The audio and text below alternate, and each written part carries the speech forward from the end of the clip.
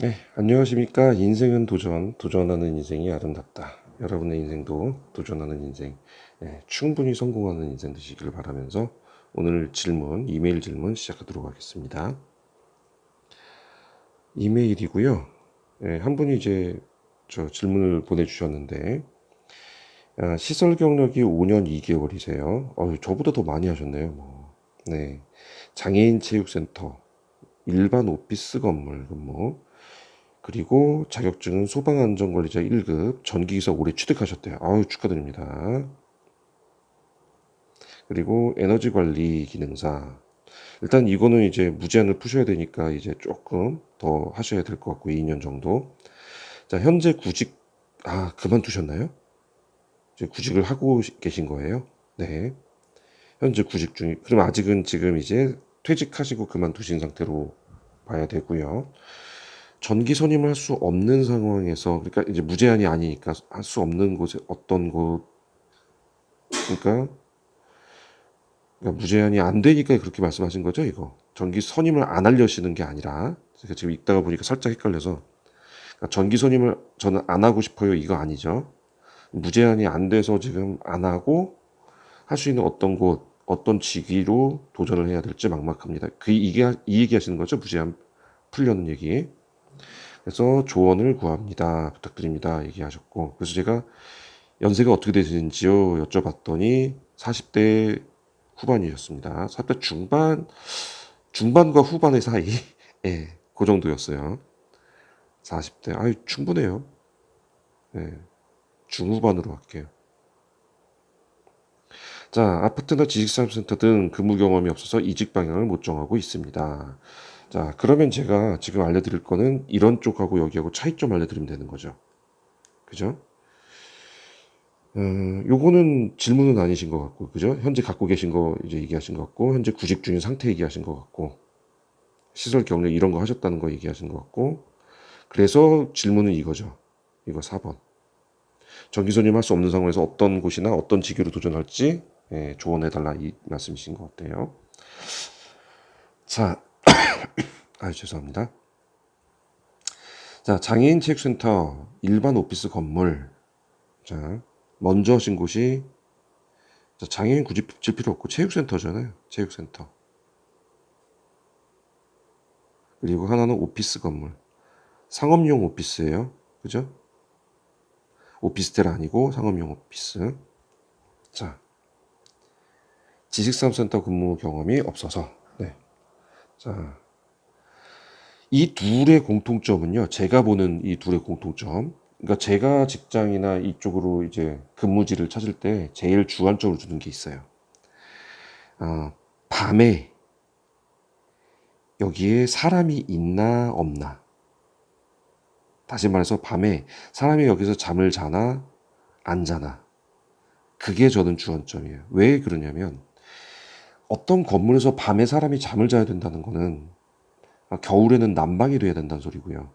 여름에는 에어컨, 그러니까 공조가 돼야 된다는 소리고. 이게 만약에 자 오피스 건물 같은 경우나 이런 거는 다 한 번에 냉동 공조가 들어간단 말이에요. 그러니까 여름에도 이때 공조를 할 거고 겨울엔 난방을 할 거고 또 각종 뭐 그런 것들이 들어가요. 그리고 물 이런 거 수도 시설도 그렇고요.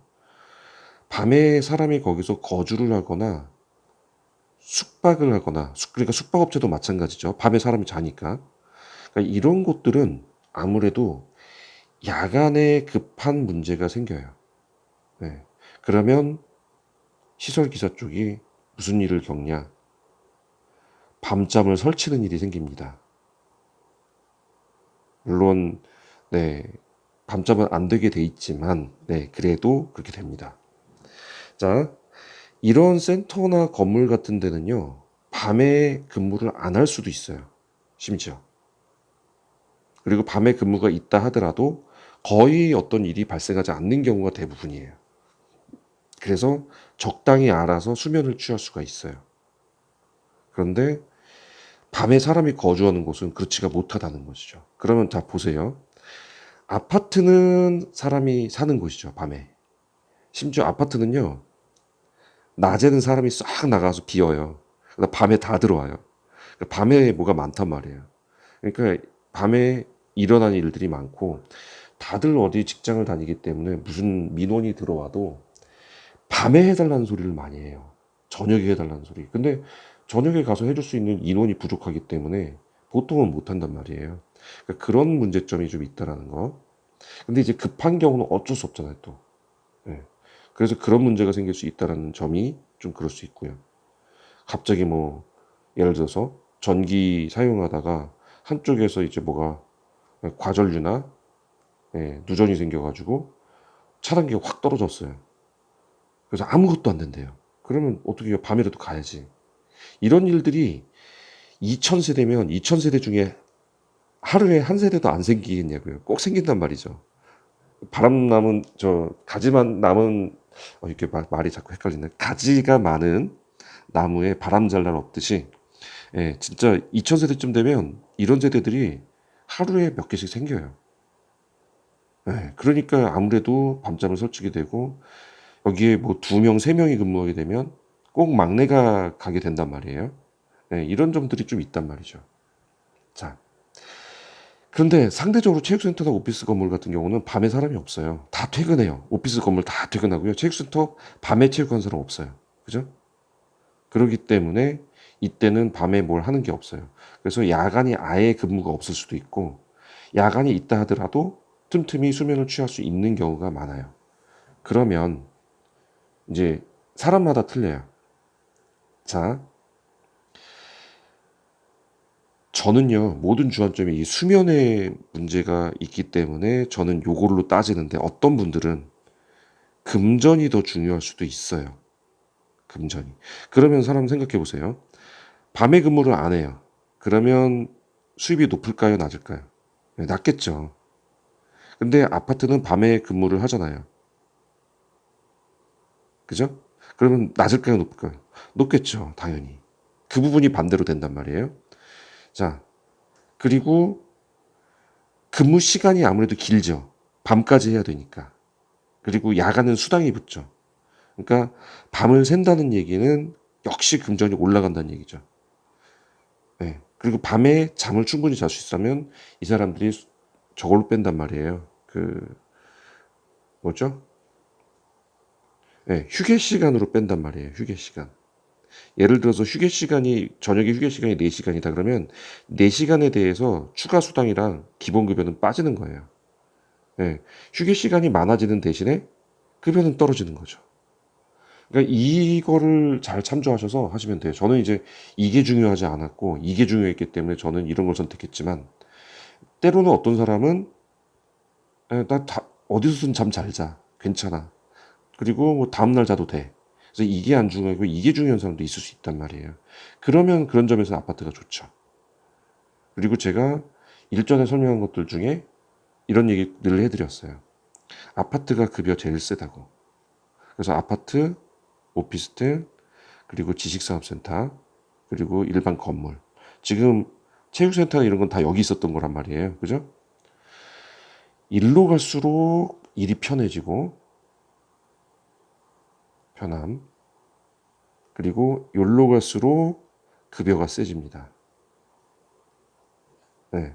요거 감안해서 선택하시면 돼요. 그러니까 건물하고 지산도 별로 차이 없죠? 근처죠? 그러니까 비슷비슷해요. 건물 하신 분이나 지산 하신 분이나. 근데 문제는 이제 지산에서 요거 조심하셔야 돼요. 요새 지산에다가 옆에 오피스텔을 같이 짓거나 옆에다가 기숙사를 같이 짓는 경우가 있어요. 이러면 밤에 누구 있어요? 사람 살죠. 그러면 이건 아파트하고 똑같아지는 거예요. 근데 문제는 지산이라면서 여기랑 일반 지산하고 똑같은 급여를 주려고 그래요. 그러면 싸게 쓰면서 일 많이 시키려는 것밖에 안 되거든요. 그러니까 요거 조심하라고 제가 그것도 여러 번 말씀드렸어요. 이거는 오리지널 지산이 아니라 오피 쪽에 가깝다. 이 얘기 드렸어요. 그러니까 이런 거 좀 생각하셔서 하시면 되고 아파트가 건물이랑 다른 건요. 실제 업무에서는 이런 것들이 달라요. 자, 지산센터 거의 비슷하다고 보시면 되고요. 그런 거랑. 근데 이제 구분을 굳이 해드리자면 체육센터나 이런데 오피스 건물 그런데 오피스 건물이 오히려 지산하고 비슷하겠네요. 예. 각계 한실 한실이 전부 다 소유가 틀려요. 구분 소유로 돼 있어요. 예. 체육 시설은 그냥 하나잖아요. 통 하나잖아요, 건물이. 근데 시설들이 하나하나 다 구분 소재가 틀리다는 거. 그게 아마 오피스도 그럴 건데 지산도 그래요. 그러니까 지산은 거의 오피스랑 비슷하다 보시면 되고요. 아파트는 아파트는요. 자,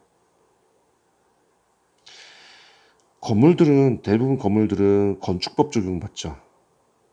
네, 건축법의 적용을 받고 아파트는요. 기본 세대 수가 넘어가면은 대부분이죠. 네, 기본 세대 수가 넘으면 주택법의 적용을 받습니다. 이게 20호, 30호니까 거의 다 여기라고 보시면 돼요. 아파트는. 우리가 알고 있는 아파트 그러면 전부 다 주택법이라고 보시면 돼요. 그러면 건축법에서는 없던 게 주택법에서 생기는데 대표적인 게 뭐냐면 이제 그 저기 시설들이요.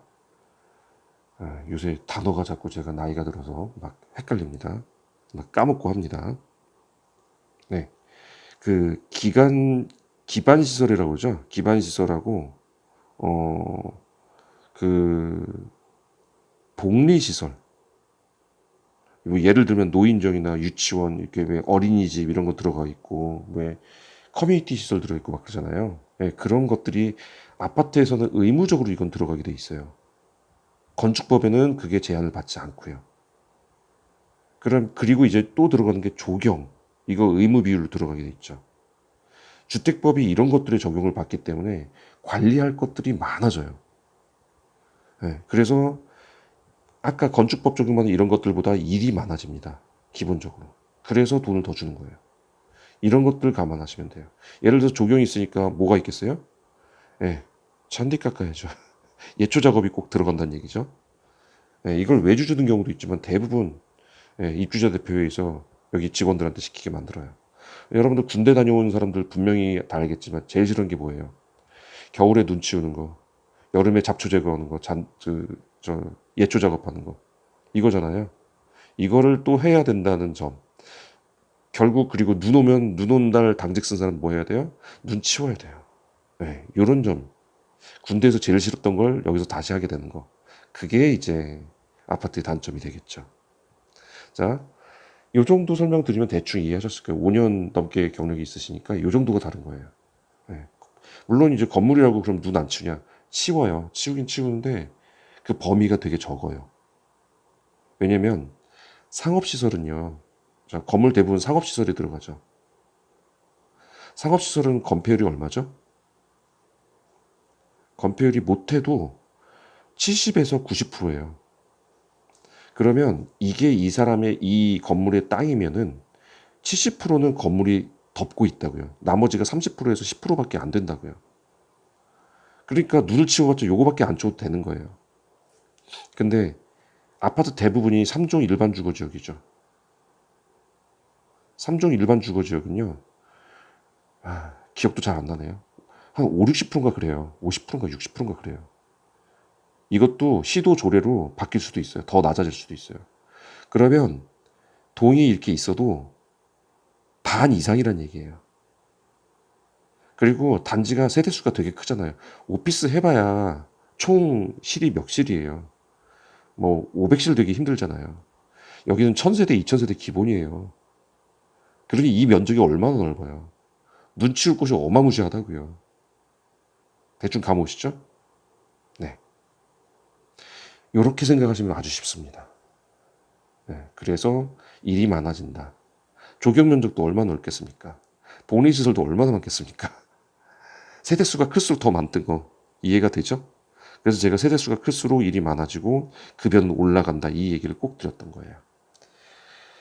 자, 이제 선택이 가능해지셨을 겁니다. 아파트나 지산센터 근무 경험 없더라도 대충 요 정도구나. 일반 오피스가 지산하고 거의 비슷합니다. 체육센터는 아무래도 단일 건물에 좀 편할 거고요. 얘보다 좀 더 편합니다. 얘가. 아파트가 제일 일 많고 힘든 거예요. 그러니까 이런 데 가서 하셔도 똑같이 무제한 풀 수 있으니까 이런 데 하는 걸 추천을 저는 드리고요. 나는 급여가 더 중요해. 그러면 아파트로 가시는 거 방법입니다. 자, 선택에 도움되시기를 바라면서 여기까지 마치도록 하겠습니다. 도움되셨으면 구독과 좋아요 부탁드리겠습니다. 오늘 자꾸 넘어가네요. 10분을. 죄송합니다.